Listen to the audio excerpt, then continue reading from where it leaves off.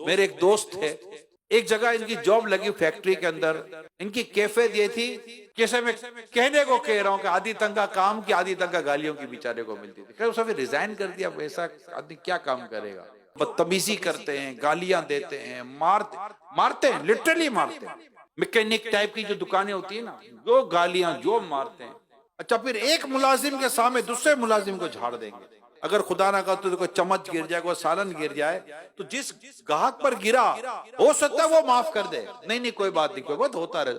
مگر وہ جو اس کا جو سیٹ آئے گا یا اس کا سپروائزر آئے گا جس کے ماتحت وہ کام کرتا ہے، وہ جو کسٹمر کے سامنے اس کی جو ریٹ لگائے گا نا، وہ بولے گا یار میں سے یہی تو میرا قصور ہے کہ میں غریب ہوں اور میں تجھ جیسے بدتمیز، بد اخلاق اور بد کردار آدمی کے پلے باندھ دیا گیا ہوں.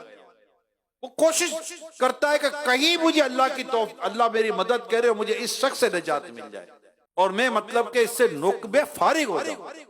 یہ گھر میں عورتوں کے تعلق سے بھی یہی ہوتا ہے. ایسا ماسیوں کے ساتھ اور کام والیوں کے ساتھ زیادتیاں کرتی ہیں، ایسی زیادتیاں کرتی ہیں. اللعان والحفیظ.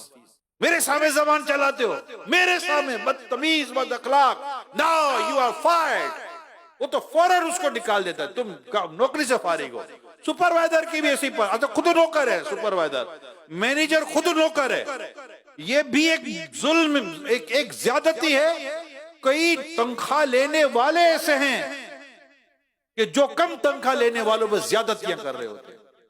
ارے کچھ حسن اخلاق، کوئی کردار، کوئی نرمی، کوئی پیار، کوئی محبت. پیارے آقا صلی اللہ علیہ وسلم نے فرمایا اپنے غلاموں کو وہی چیزیں کھلاؤ جو تم کھاتے ہو اور انہیں وہی کپڑا پہناؤ جو تم پہنتے ہو. میں اب غور سنیے گا میرے آقا کیا فرماتے ہیں. میرے آقا فرماتے ہیں میں اسے دنیا کے سامان دے دوں، میں اسے دنیا کے سامان دے دوں، کھانا ہے، کپڑے ہیں، پہننا ہے وغیرہ، میں اسے دنیا کے سامان دے دوں، یہ میرے لیے اس سے زیادہ آسان ہے کہ وہ قیامت کے دن میری نیکیاں لے لے. بات سمجھ رہے ہیں کہ ایسا نہ ہو کہ خادم، غلام، نوکر قیامت کے دن آئے اور تم سے تمہاری نیکیاں لے لے، تمہارے ظلم کی وجہ سے، تمہاری زیادتی کی وجہ سے، تمہاری گالیوں کی وجہ سے، تمہاری پھٹکاروں کی وجہ سے.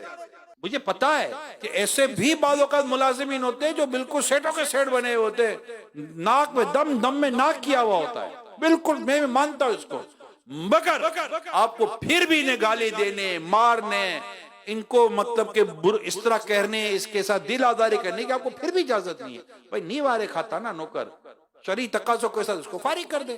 یار میں آپ کو کنٹینیو نہیں کر سکتا، اور جو اس کے شرعی اصول ہے اس کے مطابق اس کو فارغ کر دے.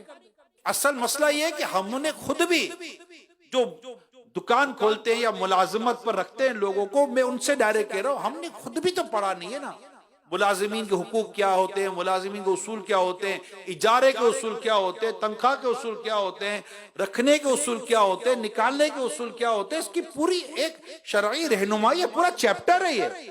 اور کیوں نہ ہوا کروڑوں لوگ دنیا میں، لوگ سیٹ کم ہیں، ملازم زیادہ ہیں. ایک سیٹ کے بعد سینکڑوں ہزاروں ملازم ہوتے ہیں. ان سب کے پرنسپلز ہیں اور سب کو اللہ سے ڈرنا چاہیے.